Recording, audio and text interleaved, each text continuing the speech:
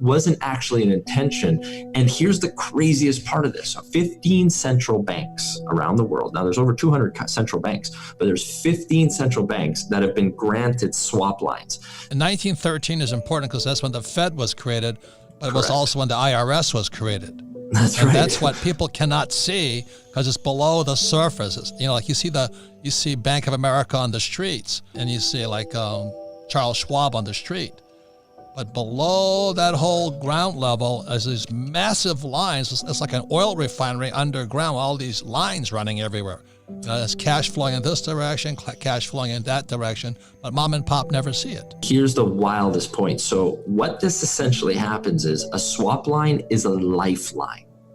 Think of it as a line of credit, unlimited. Here's the craziest part. So think about all the media attention and nonsense everyone had to see in the news and on their social media regarding the $2 trillion stimulus between the Democrats and the Republicans and all the BS between that.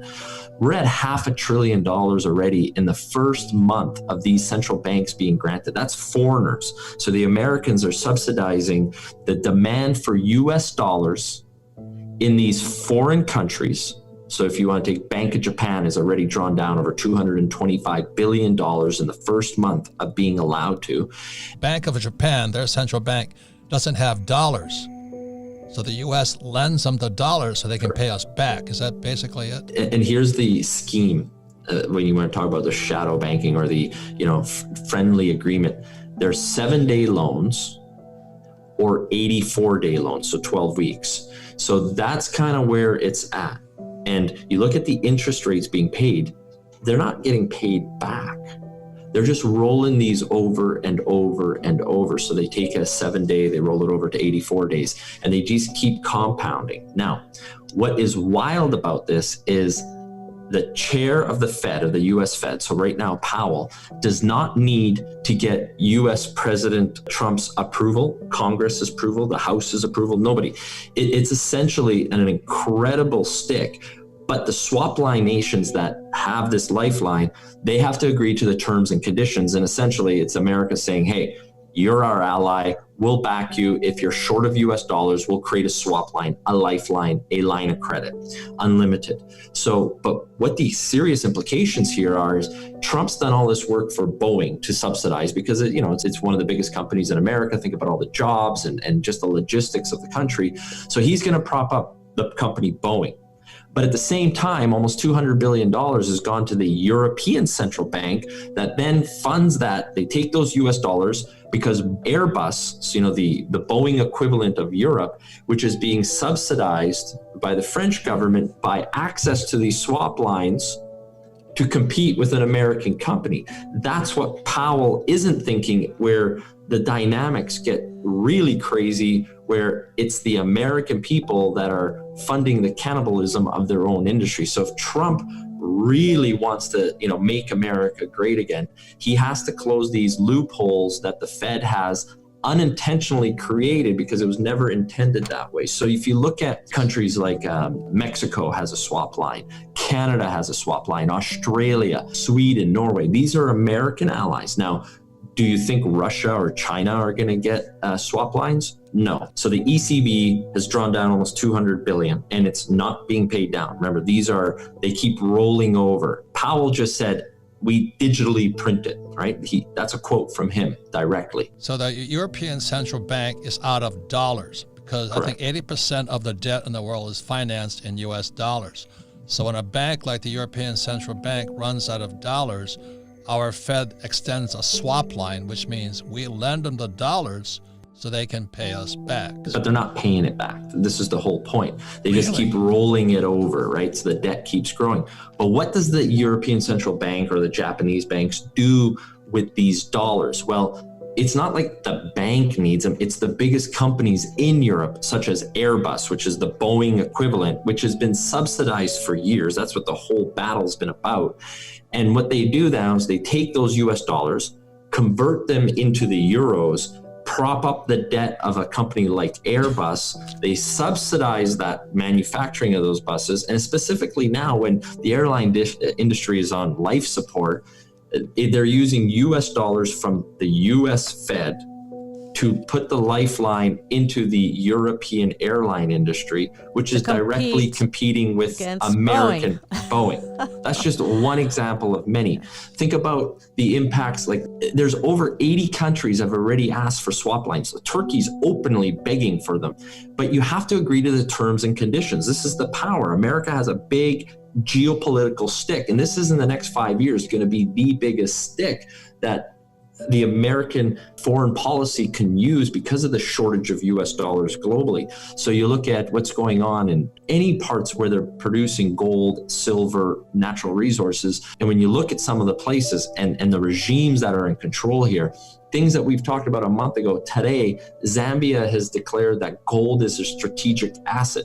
Well, of course it is from a government standpoint, because it's the purest form of money, and they're going to nationalize the mines. It starts with the gold, then it'll go to the silver. And all I'm trying to educate. Are these mines now owned by foreign corporations? Correct. They're all owned by like big companies, take them and nationalize them. Exactly. And this is what I'm trying to educate people is the risk isn't priced into the market. Some of these, for example, like on my website, I put the stuff out for free just to educate people.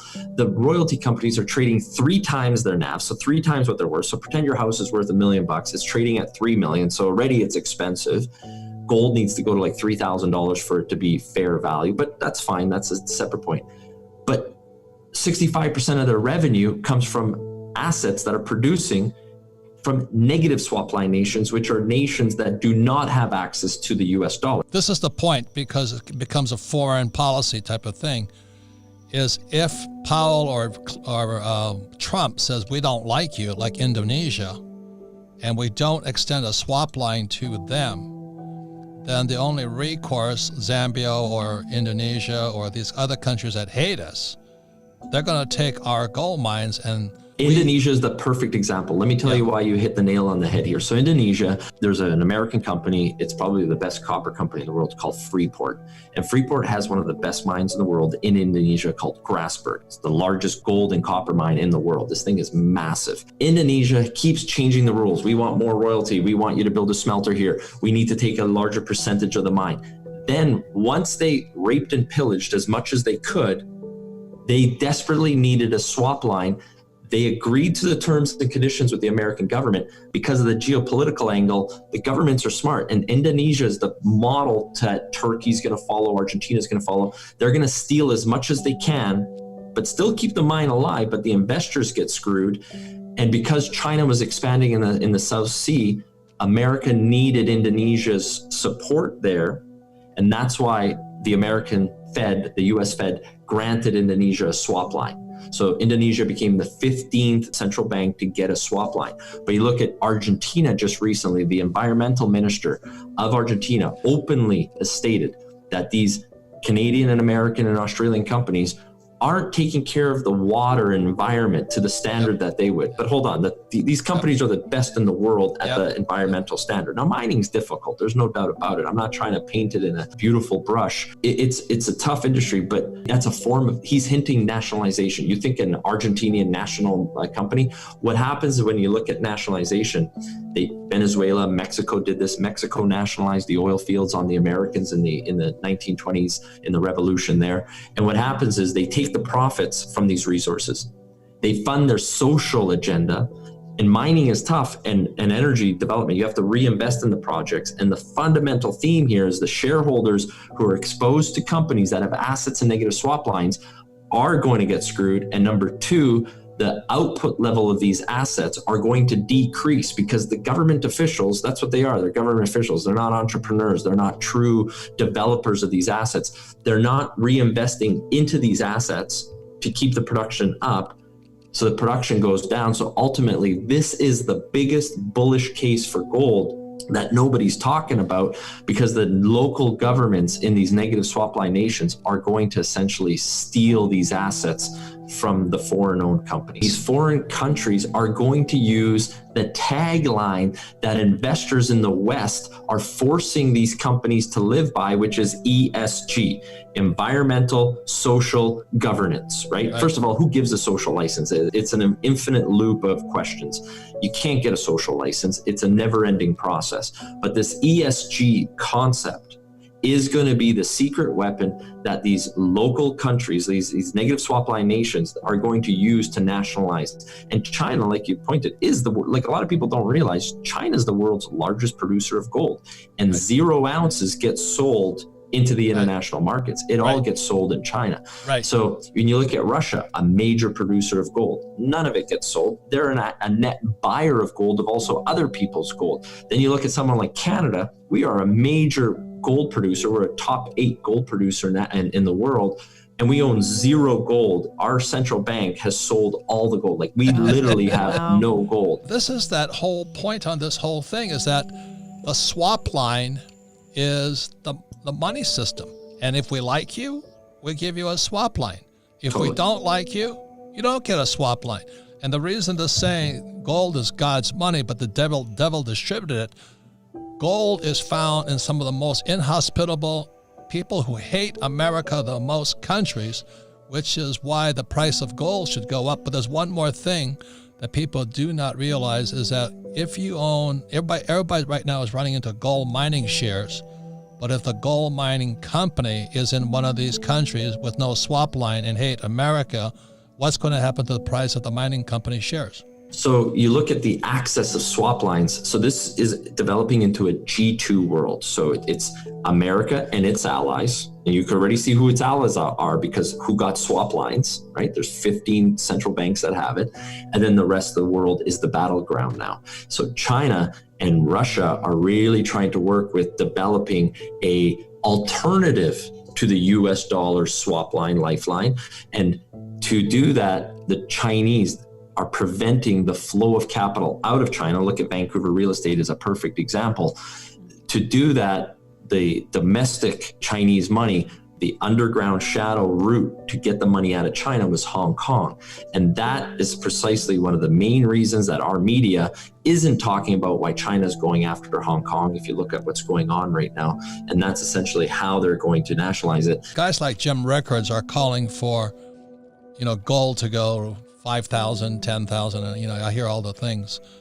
But what you're saying now, with the swap lines being cut and other countries hate us and they're inefficient, do you have any forecasts on the price of gold and silver in the future? When 1933, the first major executive order that President Roosevelt made on April 5th was, you have to surrender the gold at $20.67. The international rate at the time was about $29 US dollar equivalent in Europe.